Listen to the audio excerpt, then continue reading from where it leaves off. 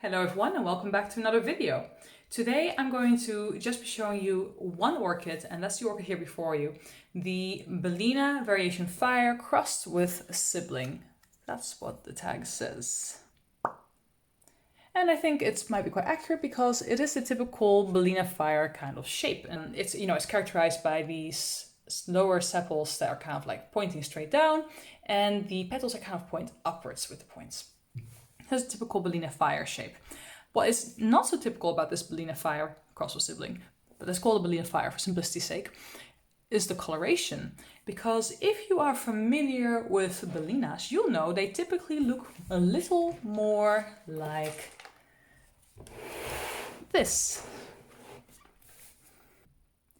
And you can see there's some genuinely large pigment differences. So usually the bellina has it varies from kind of hot pink to bluish purple lip column and lateral sepals. But in this case, we have a white column, we have a mostly white lateral sepals with a little bit of pink blush, and we have a light pink lip. Now, this color variation is seen more often in orchids, and it is commonly referred to as being alba or semi-alba.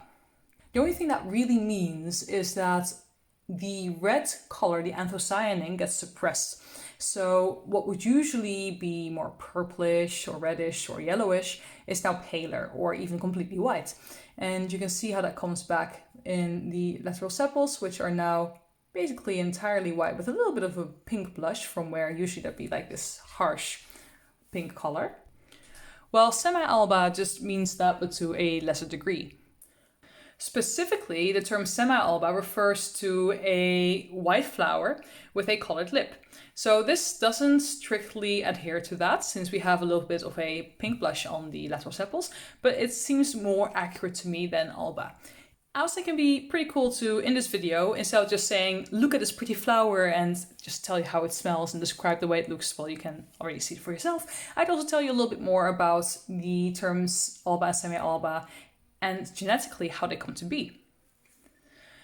So the term alba and semi-alba, as I said, refer to a repression of color. And when I say repression of color, I mean an active repression of color. So usually an orchid has specific genes which regulate the amount of pigment in specific parts of the flower.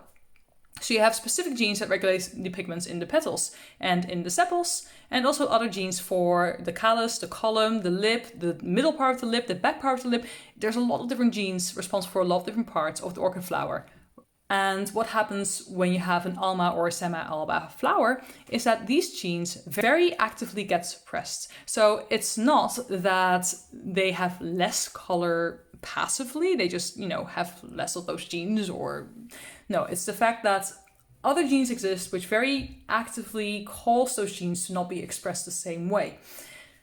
So this can also explain why you have things like semi-alba forms, where most of the flower is completely white, but then the lip is still pigmented. And you can have this with much greater contrast than what we see here. Sometimes you have orchids which are completely white in the petals and the sepals, and then the lip can be a bright, stark purple. These different genes that regulate different parts of the flower kind of explain that, because maybe some of these genes, the genes for the petals, have been actively repressed by these other genes, whereas the ones that express color for the lip have not.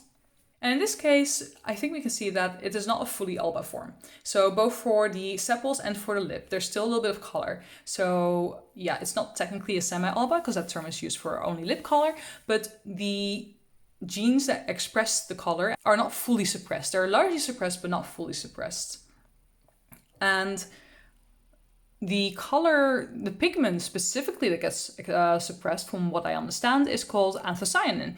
Perhaps you already know of this molecule. It's mentioned quite often with regards to orchids, not just for color, because anthocyanins are like a red pigment. So they're very prominent in purple flowers, in pink flowers, in red flowers, all those different colors. You have a lot of anthocyanin, but you also see it with the coloration of leaves. Sometimes when you have a leaf that gets too much sunlight, or just a little bit on the upper range of how much it likes to have, you can have the leaves that turn a little bit purple or reddish. And that too is anthocyanin because it acts as a sort of sunscreen for the orchid and protects the leaves. But it's the same pigment that's also used for the actual coloration.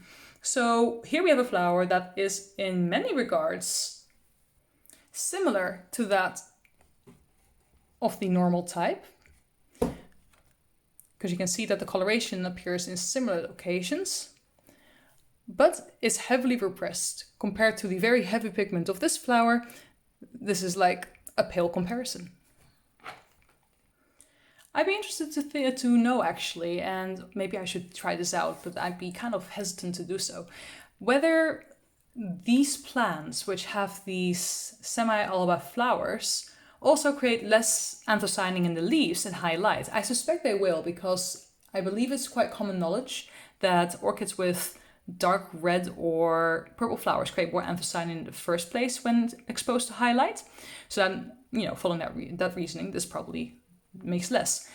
But I wonder whether they're actually correlated, whether the genes which regulate the coloration and the anthocyanin levels in leaves are actually at all related to that of the flower, and perhaps are not repressed at all. Enough about the science behind it, which I only know a little bit of.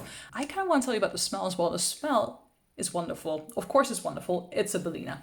In this case, it smells a little bit different from the other bellina that I have. While I would usually describe my other bellina, that is this one, as being sort of like green tea with a fruity flavor to it, this bellina I would describe more as cut grass or a freshly cut leaf. You know, that kind of that sharper fresh smell, and that combined with something sweet. And it's actually really perfumey and really nice, and I very much enjoy it. So it's interesting to see the variation in scents among bellinas. They all have something sweet and grassy in common, but they're all just slightly different. So I thought I'd tell you a little bit about why I was so excited about this orchid. As you know, I told you last time in the orchid haul video that I was very excited. I had this reserved. I came and picked it up and everything, and well, they're relatively rare. So the alba forms tend to be recessive, and you don't breed them as easily. So it is a game of chance whether you get an alba or semi-alba form, really. And for the orchidarium, they bought this really big batch of bellina fires, and so far only 3 of them have turned out to be like this, and I think they might have imported 100. I'm not actually sure, but they had a lot. And for me, I love this color combination. I am a huge fan of these pale colors, these kind of subtle things, and I always love a soft gradient in a flower. So I already really love the white center that turns into this beautiful lime green at the edges, but also the pale kind of lemon yellow of the callus, and then the contrast of that with the really soft lilac pink on the lip. That's beautiful. And then the tiny little blush on the sepals. This is really something that I like a lot. And of course, other than the colors, I already discussed the scent. The scent is wonderful. The flower is also relatively flat. You can see that if you hold a ruler up against the flower, and then I want to hold it up against the top and then this lower sepal. It's okay, it's not very, very flat actually, now that I look at it with a ruler. Let's get rid of that leaf that might be influencing it a bit. So there's still a little bit of a hollow there, and you can see this flower really has a bit of a butt, which I find kind of funny. And you can see the pink pigment going through. But it's still relatively flat. It doesn't really cup much, it doesn't really reflect backwards very much, and that makes the flower relatively large as well. In fact, if I compare it to my other bellina, then I definitely think the flowers of this one are larger than the flowers of this one. At the very least, they definitely have more height, way more height. And then with, this is a very rough measurement, so sorry. Yeah, so there's quite a difference in size actually. And you know, on top of the colors and the scent, I'm actually also a big fan of this shape, because some of you might know that I really like these kind of downturned lateral sepals. You see them quite a lot as well in the speciosa hybrids or tetraspis hybrids, and of course the species themselves. And there's something about that flower shape that I really like. There's something extra elegant about it. So for me, this flower is a winner on all scales. I love it. It is definitely one of my most prized orchids at the moment. And yeah, if you can find one for yourself, I heartily recommend it. It's beautiful and it's special, especially knowing that it's somewhat rare, just, you know, ups the specialty factor a little bit more. So I'm very excited to have this one in my collection. So thank you for watching. I hope that you've learned something. I've tried to make this video a little bit more informative than my usual mindless blabber. And yeah, let me know if you like those little facts in there. And oh, and if you like the video, don't forget to give it a thumbs up. And maybe if you want to see some more in the future, go ahead and click the subscribe button. Thank you for watching. I'll see you next time.